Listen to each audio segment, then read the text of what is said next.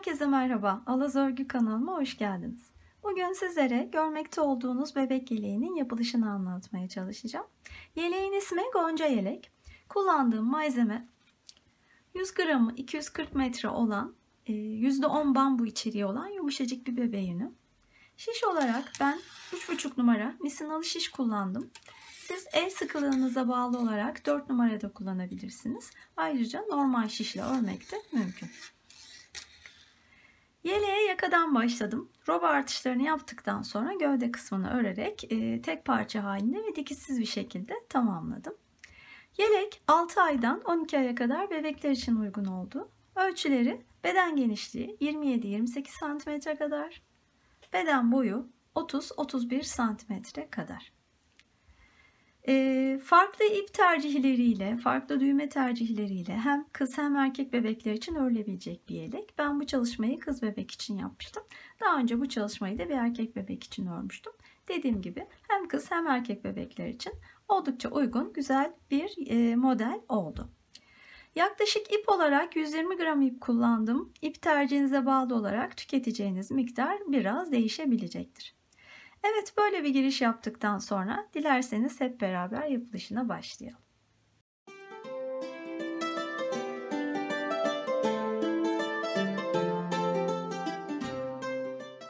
Evet, örgüye başlayalım. Kullanacağım ip 100 gramı 240 metre olan %10 bambu içeren bir bebe yünü. Şiş numaram 3,5 numara. 4 numarayla da örülebilir el sıkılığına bağlı olarak. Ben misinalı şiş kullanacağım. Dilerseniz normal şişle de örebilirsiniz. Başlangıç ilmek sayımız 79 ilmek. Şişe 79 tane ilmek aldım. Bu ilmek aldığım sıra örgümüzün ön yüzü. Şimdi çevirdiğimde öreceğim yüz örgünün arka yüzü. Haroşa örerek başlıyoruz. Yeleğin yaka kısmında 3 haroşa sırası kadar bir lastiğimiz olacak. Haroşayı düz örüyorum. O nedenle düz örerek başlayacağım. Hem ön hem arka sıralarda düz öreceğim. İlk ilmeği örüyorum. Bu ilk sırada öreceğim. Daha sonraki sıralarda ilk ilmekleri örmeden alıyor olacağım. Düz örerek sıranın sonuna kadar geliyorum.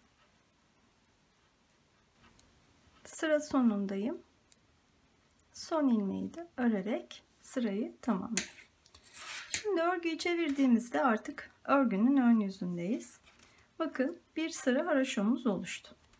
Şimdi yine bu yüzden de düz örerek devam edeceğiz örgümüze. Bu sırayı tamamlayacağız düz örerek. Arka sırayı da yine düz örerek ördüğümüzde ikinci haroşa sırasını elde etmiş olacağız. Aynı şekilde iki sıra daha ördüğümüzde toplamda 3 tane haroşa sırası elde etmiş olacağız. Bu kısmı örelim. Ondan sonra tekrar birlikte devam edeceğiz. Evet, bakın toplam 3 sıra haroşayı tamamladım. Şimdi robaya başlayacağız. Robada hem ilk iliğimizi açacağız bu sırada hem de ilk artırma sıramızı öreceğiz. Şimdi ilik için baktığımda erkek bebeklerde bakın bu ilk ördüğüm yelek bir erkek bebek içinde. İliği sıranın başında açıyoruz. Yeleğin sol tarafına gelmiş oluyor. Kız bebeklerde ise sıranın sonunda açıyoruz. Yeleğin sağ tarafına gelmiş oluyor. Şimdi ben bunu bir kız bebek için öreceğim. Dolayısıyla sıranın sonunda açacağım iliği. Ama erkek bebek için örüyor olsaydım nasıl yapacaktım? Onu göstereyim hemen size. Şöyle olacaktı. Bakın 1, 2, 3 tane ilmeği örüyorum. Arkasından şöyle ipimi bir kere doluyorum. 4 ve 5. ilmekleri birlikte örüyorum. Bu şekilde iliği açmış olacaktım. Oysa dediğim gibi ben bir kız bebek için öreceğim. İliği sıranın sonunda açacağım. O nedenle şimdi bunu iptal ediyorum. Kenardan 7 ilmeği öncelikle örüyorum.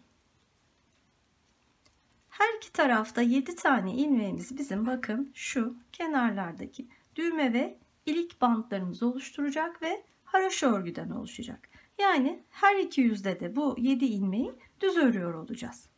Şimdi ön yüzde bu ilmekleri düz ördükten sonra dediğim gibi bu bizim ilk defa artırma yapacağım sıra olacak aynı zamanda. Artırmalarımıza başlayacağız. Bakın şu artırmaları şu modellerimizin arasına serpiştirdiğimiz şu düz sıralarda yapıyor olacağız. İlk artırma sıramız burası. Sonra ikinci ve üçüncü artırmaları da ilerleyen zamanlarda yapacağız. Artırmamızı şöyle yapacağız bakın. 7 tane ilmeği ördükten sonra şimdi başladım model kısmına. Burada 2 tane örüyorum. 2 düz ilmek örüyorum. Bir tane şöyle gizli artırma yapmak istiyorum ben. Parmağımla dolayarak artış yapıyorum. Dilerseniz ipi şu şekilde dolayarak ajurlu artırma da yapabilirsiniz. O artırmalar delik şeklinde görünür. Ben gizli artırma yapmak istedim. Görünmesin diye bu şekilde artırıyorum. Tercih sizin. Şimdi 2 tane ördük, bir tane artırdık. Devam edeceğim aynı şekilde. 2 tane örüyorum. Sonra bakın böyle bir tane artırıyorum. Devam edelim. 2 tane ördüm. Bir tane arttırdım. Bir kez daha yapalım. 2 tane ördüm. Şöyle bir tane arttırdım. Bu işlemi son 7 ilmek kalana kadar, diğer kenar bandımıza kadar devam edeceğiz. Yani 2 örüyoruz. Arkasından 1 artırıyoruz. Evet, bunu yapıp gelelim. Evet, sıra sonuna doğru devam ediyorum. En son 2 tane ilmek ördüm. Bir tane artırıyorum. Tekrar 2 ilmek örüyorum. Bir tane artırıyorum. Şimdi geride kalan ilmeklerimize bakalım. 2, 4, 6, 8 tane ilmek kaldı. Kenar bandımız 7 ilmek olacaktı. Bu bir tane ilmeği daha örüyorum. Eğer sıralamayı doğru bir şekilde yaptıysanız sonda bir tane ilmek kalmış olmalı. Bu şekilde artırmalarımızı tamamladık. Şimdi ilk uygulamamızı yapacağız bu tarafta. Onu da göstereyim. Bu 7 tane ilmeğin 2 tanesini örüyorum. Sonra 3 ve 4. ilmekleri şöyle önden biraz bollaştırıp bakın birlikte bu şekilde örerek kesiyorum. Şimdi bir tane ilmek eksiltmiş olduk. Onun yerine ipimizi şöyle dolayarak yeni bir ilmek alıyoruz. Bu aynı zamanda bizim iliğimiz olmuş oluyor. Kenarda da 3 tane ilmek var. Onları örerek sırayı tamamlıyorum. Şimdi bu ilk artırma sırası sonucunda bakın şu şemada da göstereyim. Başlangıçta 79 ilmek başladık. Başlangıç sıramız burasıydı, siyahla gösterdiğim sıra. Şimdi bakın şu ilk maviyle çizdiğim artırma sırasında toplamda 32 tane ilmek artırmış olduk. 2 ilmek örüp 1 ilmek artırarak 32 tane ilmek artırdık. 79 ile başladığımız sıramızda şu an ilmek sayımız 111 ilmek. Şimdi bundan sonra bir miktar bu ilmeklerle örmeye devam edeceğiz. Şimdi iliği de açtık. Örgünün arka sırasına başlayalım. İliği nasıl öreceğimizi hemen göstereyim. 3 tane ilmeği ördükten sonra ilik için dolama yaptığım ilmeğe geldim. Onu bakın böyle alıyorum. Şöyle genişçe bir iliğimiz olmuş oldu. Bu 4. ilmek oldu. Devam ediyorum. 5, 6 ve 7. Kenar bandını yine düz olarak ördüm. Her iki tarafta düz örüyorum. Haroşa olmuş oluyor. Şimdi aradaki ilmeklerimizi şu bakın ilk sırada görüldüğü gibi önden düz görünen bir bölüm var. Arkada bu düz görünen ilmekleri ters örmemiz gerekiyor. O nedenle arkada kalan bu aradaki her iki taraftaki 7 ilmek dışındaki ilmeklerin tamamını ters öreceğim. Bakın bu doladığımız ilmek, onu da ters ördüm. Sonra devam ediyorum. 2 ilmek sonra yine doladığım ilmeğe geliyorum. Onu da ters örüyorum. Yani bütün ilmekleri son 7 ilmeğe kadar ters öreceğim. Evet, bakın son 7 ilmeğe kadar ters örerek geldim. Şimdi burası yine kenar bandımız haroşa olacak. O nedenle düz örüyorum. Böylece robamızdaki ilk artış sıramızı ördük. İlk iliğimizi açtık. Artık modeli uygulamaya başlayabiliriz. Evet, modelimiz bu. Kolay bir model. Sadece haroşa ve düz örgüden oluşuyor. Bunu anlattığım daha önce bir video paylaştım. O videoya ulaşmak için ekranın sağ üst köşesindeki işarete tıklayabilirsiniz. Dilerseniz o videoyu öncelikle izlemiş ve burada uygulamış olabilirsiniz. Şimdi şöyle tekrar alayım modeli elime. Bakın, modelimiz bir düz, yanında 2 haroşa ilmeklerden oluşuyor. Bunun tekrarları şeklinde. Bir düz, 2 haroşa, bir düz, 2 haroşa şeklinde. Şimdi her ikisi de ön yüzde düz örüldüğü için örgünün ön yüzleri hep düz olacak. Deseni hep arka yüzlerde uyguluyor olacağız. O nedenle şimdi ön yüzde, kenardaki haroşa ilmeklerimiz de dahil bütün ilmekleri düz örerek başlıyoruz.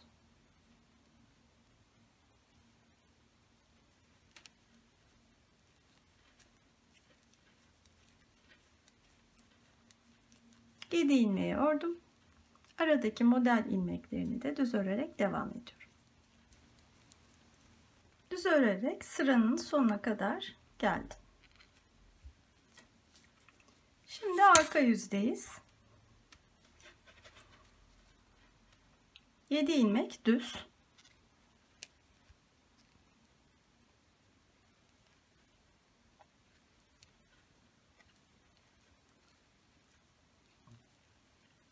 Evet, şimdi bakın, bu bir ilmek düz var, yanında 2 ilmek haroşa var dedik.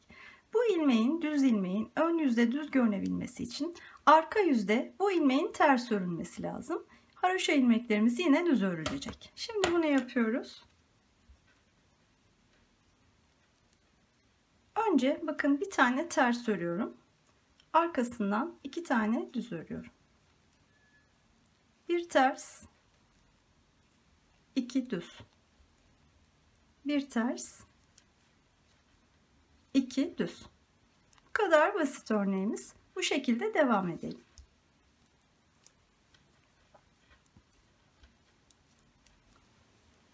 Devam ediyorum. 2 tane düzden sonra bir tane ters, 2 düz, bir tane ters ve bakın, son 7 ilmeğe geldim kenar bandımız. Şimdi eğer sırayı doğru bir şekilde uyguladıysanız en son sıranın sonunda bir tane ters ilmekle bitirmiş olmanız gerekiyor. Bu da bakın bize şunu sağlıyor. O ters ilmekler ön yüzde düz görünüyor dedik. Her iki tarafta birer düz ilmekle başlamış oluyor modelimiz ve simetrik bir görüntü oluşuyor. Eğer ilmek sayısını değiştirmek isterseniz farklı yaş grupları için buna dikkat edin. Model videosunda da bahsetmiştim. Bu arada modeli uyguladığımız ilmeklerin sayısının 3'ün katı artı 1 şeklinde olması bize bu simetriyi sağlayacaktır. Şimdi son 7 ilmeği yine düz örerek örgünün arka yüzünü tamamlıyorum.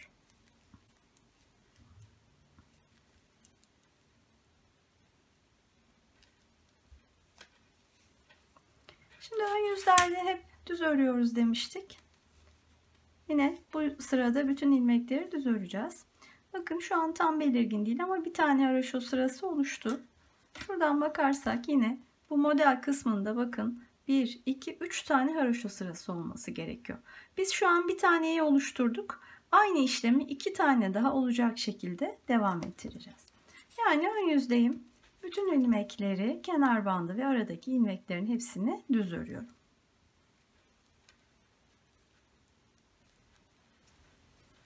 Evet, sırayı düz örerek tamamladıktan sonra arka yüzdeyim şimdi. Bu sırayı da bir öncekiyle aynı öreceğiz.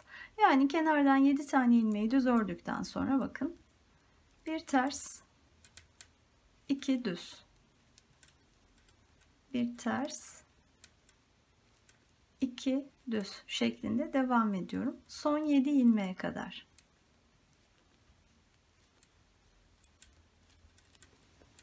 Devam ediyorum. Bir ters, 2 düz, son olarak yine bir ters.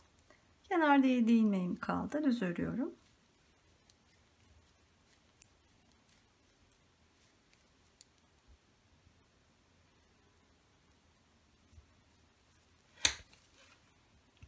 Şimdi bakın, ön yüzde ne yaptığımızı görelim.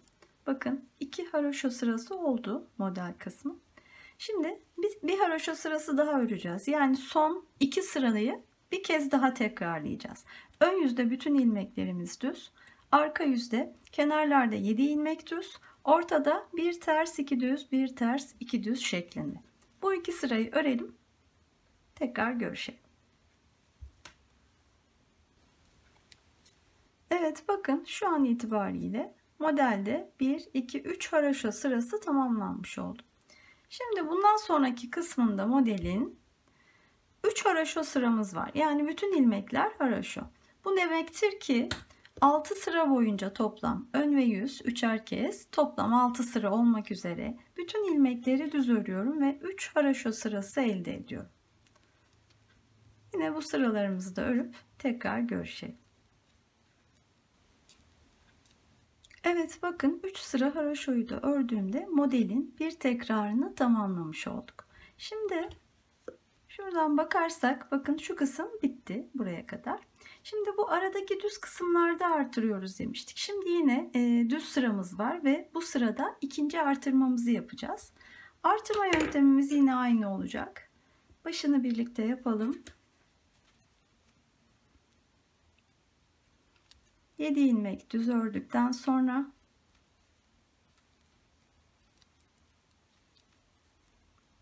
aynı yöntemle bakın 2 düz örüyorum, bir tane artırıyorum, 2 düz örüyorum, bir tane artırıyorum.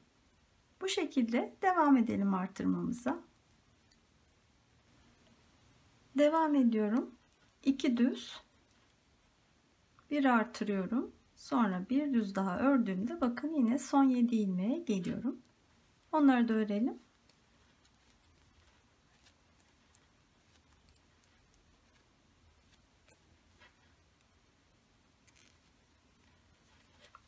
Şimdi bu ikinci artırma sırası sonrasında bakın şu çizimimizde yeşille gösterdiğim artırma sıramız. Başlangıçta 111 ilmek vardı. Bir önceki artırmanın bitimindeki ilmek sayımız. Bu sırada toplam 48 ilmek artırmış olduk. İlmek sayımız 159 ilmek oldu. Her artırma sırası sonunda bu ilmekleri kontrol ederseniz doğru yaptığınızdan emin olursunuz. Şimdi arka sırada yine bir önceki artırma sırasında olduğu gibi kenardaki 7 ilmeğimiz düz olacak.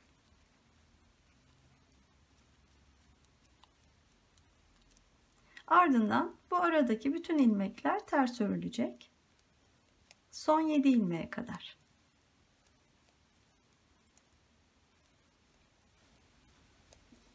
Evet, son 7 ilmeğe kadar ters ördüm. Onları düz örüyorum.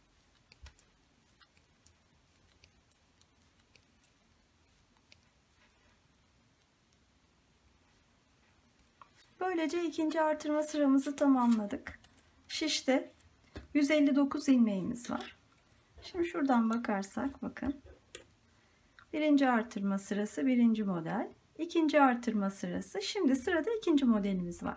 Tamamen birinci modelde olduğu gibi öreceğiz. Önce bir düz 2 haroşa olan kısım olacak. Yani bakın şu kısım bir düz 2 haroşa olacak. Ön yüzün hepsini düz öreceğiz. Arka yüzde bir ters 2 düz şeklinde öreceğiz bu kısmı. Ve 3 haroşa sırası olana kadar öreceğiz. Arkasından 3 haroşa sırası öreceğiz. Ön ve arkadan bütün ilmekleri düz örerek toplam 6 sıra. Bu kısım tamamen bu ilk modelde anlattığım şekilde örülecek. Aynı şekilde örebilirsiniz. Ondan sonra 3. artırma sırasında aynı zamanda ikinci iliğimizi açıyor olacağız. O sırada tekrar birlikte örmeye devam edeceğiz. Evet, robayı örmeye devam ettim. Bakın şu an bu noktadayım. İkinci artışımızdan sonra model olan kısmı ördüm. Sonra 3 haroşa sırası ördüm. Ve artık tekrar şu artış sırasını uygulama noktasına geldik. Bu üçüncü ve son artışımız olacak. İkinci artırma sonucunda 159 ilmeğe ulaşmıştık. Bakın şimdi üçüncü artışımızı yapacağız. Artırma şeklimiz yine aynı olacak. Artırma sırasının sonunda ikinci iliğimizi uyguluyor olacağız. Hemen başını yine göstereyim.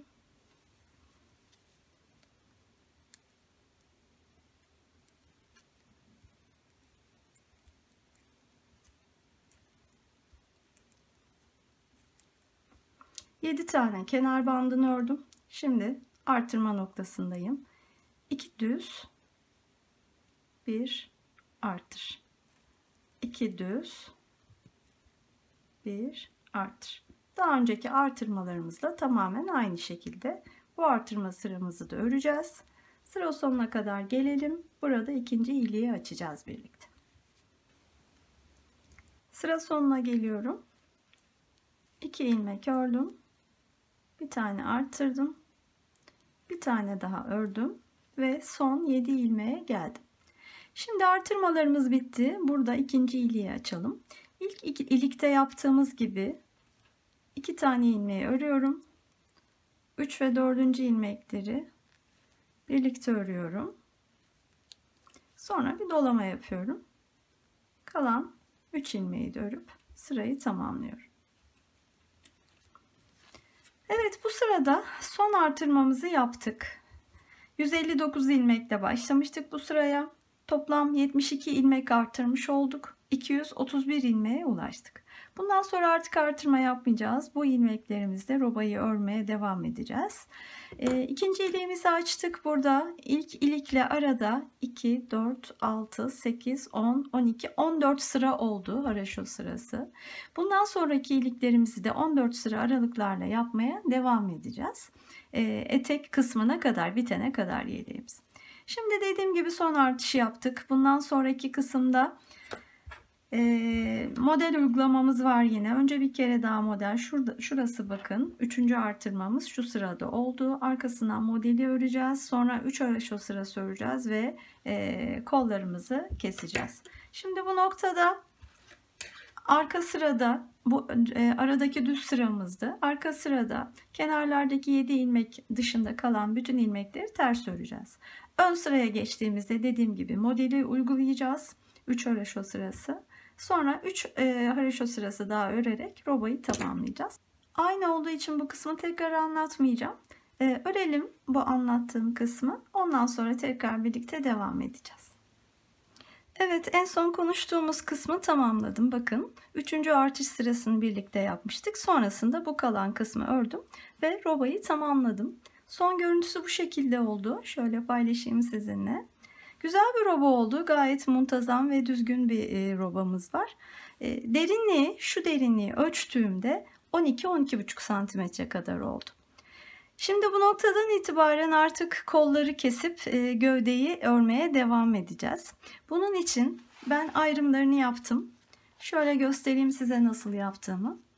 En son artırmamızda 231 ilmeğimiz olmuştu. Bu 231 ilmeği bakın şöyle böldüm. 37'şer ilmek önler, 46'şer ilmek kollar, 65 ilmek arka. Bu sayılara bağlı olarak ayraçlarımı yerleştirdim. Yani baştan 37 ilmek saydım. İlk kol ayrımına yerleştirdim ilk ayracı. Sonra kol için 46 ilmeği saydım. İkinci ayracı yerleştirdim. Arka 65 ilmek. Üçüncü ayracı yerleştirdim. Sonra ikinci kol için tekrar 46 ilmek ve son ayracı da buraya yerleştirdim. En son ön parçamıza da yine 37 ilmek kalmış oldu. Şimdi bu şekilde ilmeklerimizi ayırdıktan sonra artık bu sıra itibariyle kolları kapatacağız ve ardından gövdeyi birleştireceğiz. Şimdi bunun için sıra başındayım. Bu sıramız şu aradaki düz örgünün olduğu sıramız. Dolayısıyla bütün ilmeklerimiz düz olacak. Sıra başından itibaren örerek ilk ayraca kadar geliyorum.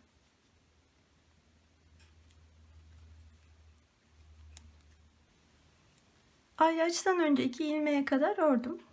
Şimdi burada ufak bir püf noktamız var. Bakın bu ilmeği de öreceğim ama şöyle örüyorum. Önce normal örüyorum ilmeği. Şişten çıkarmadan şöyle arkadan batarak bir kez daha örüyorum. Aynı ilmekten bir tane bakın fazladan ilmek çıkardım. Bu ilmeği şimdi buradaki ilmekleri keseceğiz, kol ilmeklerini. İlk ilmeği kesmek için kullanacağım. Bu ayracın işi bitti, çıkardım. Şimdi kolun ilk ilmeğini örüyorum bakın. Onu ördüm. Bu fazladan ürettiğim ilmek bakın arada kaldı. O ilmeği şişimi önden o ilmeğe geçirip şöyle diğer ilmeğin üzerinden atlatıyorum. Şimdi ilk ilmeğini, kola ait ilk ilmeği kesmiş olduk. Devam ediyorum, bakın. Bir tane daha ilmek örüyorum kol ilmeklerinden. Yine bir önceki bu ilmekle kesiyorum. Bir tane daha yapalım, bakın. Bir ilmeği örüyorum. Bir önceki ilmeği onun üzerinden geçerek kesiyorum. Bu işlemi yaparken ipimizi bol tutmaya çalışalım. Kol kısmı gerdirebilir aksi halde. O nedenle ipi oldukça şöyle bol tutarak, bol çekerek keselim. Gergin olmasın kolucumuz. Bakın bu şekilde. Devam edelim bu şekilde keserek kolun sonundaki diğer ayraca gelelim.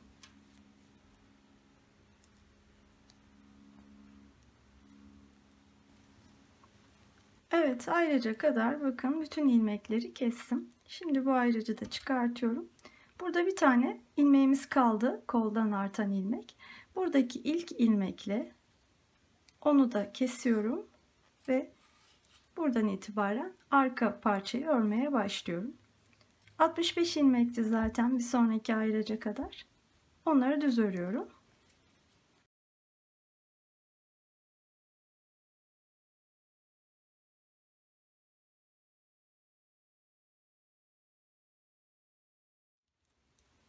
Ayraçtan önceki son ilmekteyim. Yine aynı uygulamayı yapıyorum, bakın.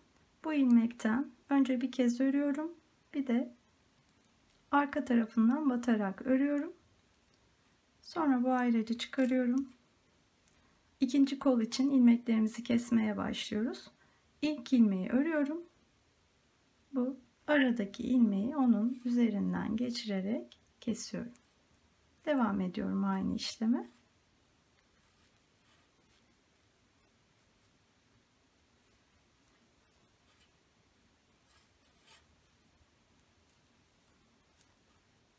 Yine bol tutarak ipimizi bu kolun ilmeklerini de kesiyoruz.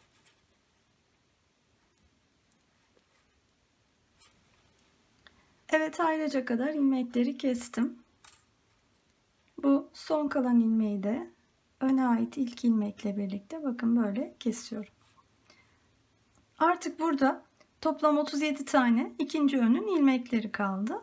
Onları da düz örerek sırayı bitiriyoruz. Evet, sırayı tamamladığımızda örgümüz bakın bu şekilde artık. Kolların kesimini yaptık.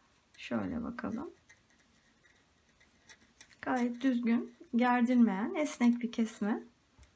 Diğer kolumuz da bu şekilde. Kolları kestik. Bundan sonra artık şişte sadece 2 tane ön ve bir arkaya ait ilmekler kaldı. Bu ilmeklerle birlikte biz artık gövdeyi aşağıya doğru öreceğiz. Şimdi birleştireceğiz bu ilmekleri. Örgünün arka sırasındayım şu an. Birleştirmek için ne yapacağımıza bakalım.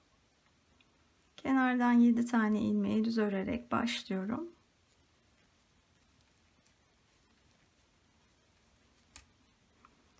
Bu düz sıranın arka sırasında olduğumuz için aradaki ilmeklerimizin hepsi ters olacak.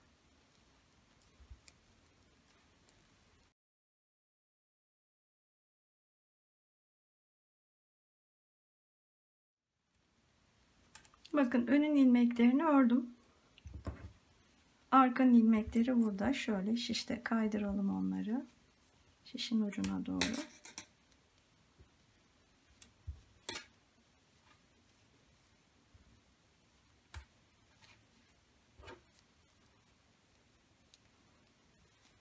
Şimdi bakın şu şekilde kolumuz oluştu.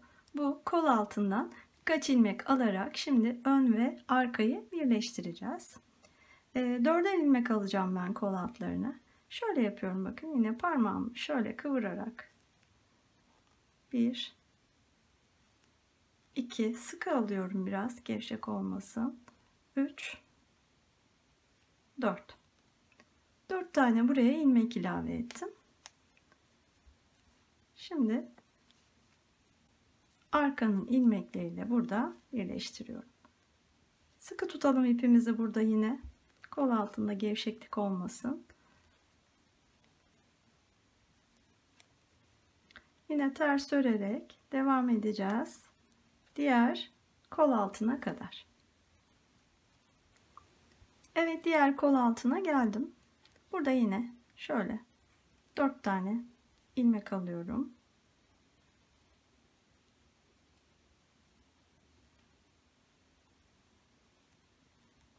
Ve diğer ön ilmekleriyle birleştiriyorum.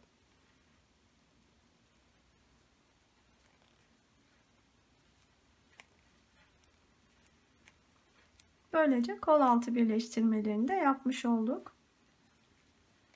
Son 7 ilmeğe kadar ters örüyorum.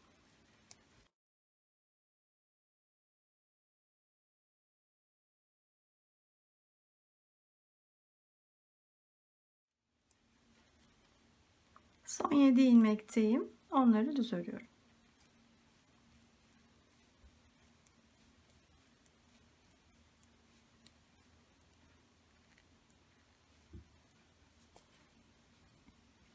Evet. Şimdi artık kol altlarını da birleştirdik. Bundan sonra modelimize göre bakalım sırada ne var? Düz sıradan sonra bakın bu bir düz iki haroşa olan kısım var. Bu sırayı uygulamaya başlayacağız. 3 sırayı öreceğiz. Arkasından 3 sıra haroşa ile devam edeceğiz. Bundan sonra artık işin en kolay kısmı açıkçası dümdüz bir şekilde öreceğiz modeli uygulayarak. Sadece şu kol altında bir göstermek istiyorum size. Ön yüzde olduğumuz için bütün ilmeklerimiz düz. Kol altına kadar gelelim.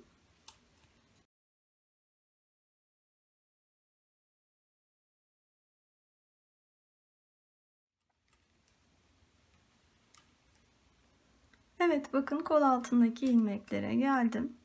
Burada ilmekleri aynı şekilde düz örerek devam ediyorum.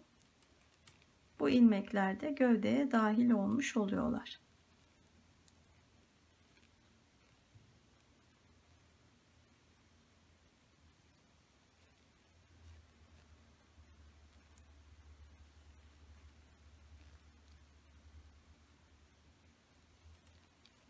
Evet.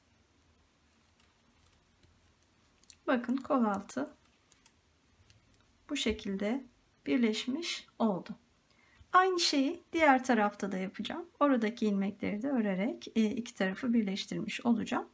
Ondan sonra zaten örgümüz, bakın şunu da görelim. Gövdeden aşağıya doğru, daha doğrusu kol altından aşağıya doğru bakın. Burada olduğu gibi bu şekilde örülmeye devam edecek.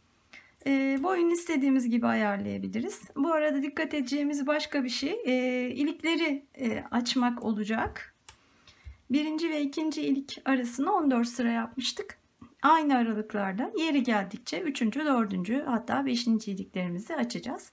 Ve yeleğimizi örmeye devam edeceğiz. Bu kısımda artık başka bir detay yok. Hepimiz örebileceğiz diye düşünüyorum bundan sonrasını.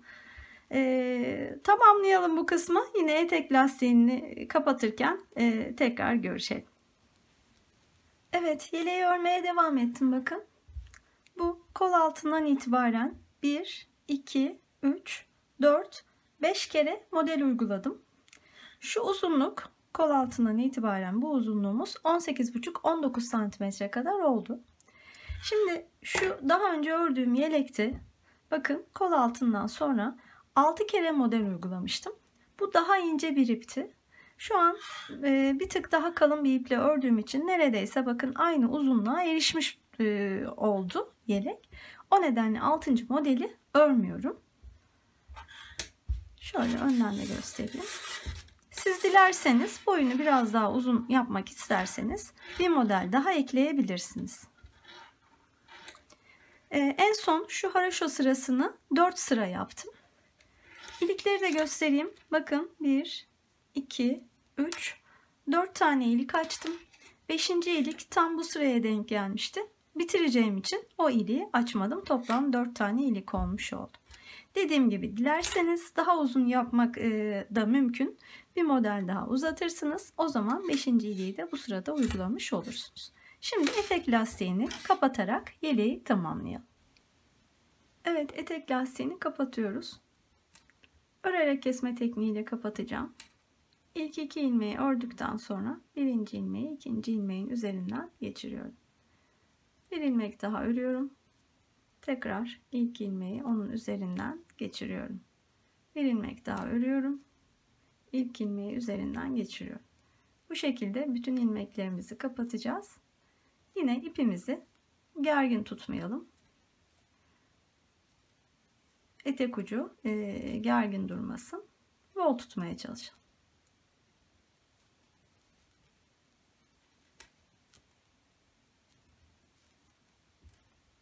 Evet, bu şekilde kesmeye devam ediyoruz. Evet, düğmelerini de diktim ve yeleği tamamladım. Son görüntüsü bakın bu şekilde oldu. Çok güzel, cici ve şık bir yelek olduğunu düşünüyorum. Çok da severek ördüm. Umarım sizler de sever ve örmeyi arzu edersiniz. Böylece bu videonun da sonuna gelmiş oldum. Beni izlediğiniz için çok teşekkür ediyorum. Kanalımı takip etmeyi unutmayın lütfen. Beğeni ve yorumlarınızı esirgemeyin. Bir sonraki videoda görüşünceye dek şimdilik hoşça kalın, sevgiyle kalın.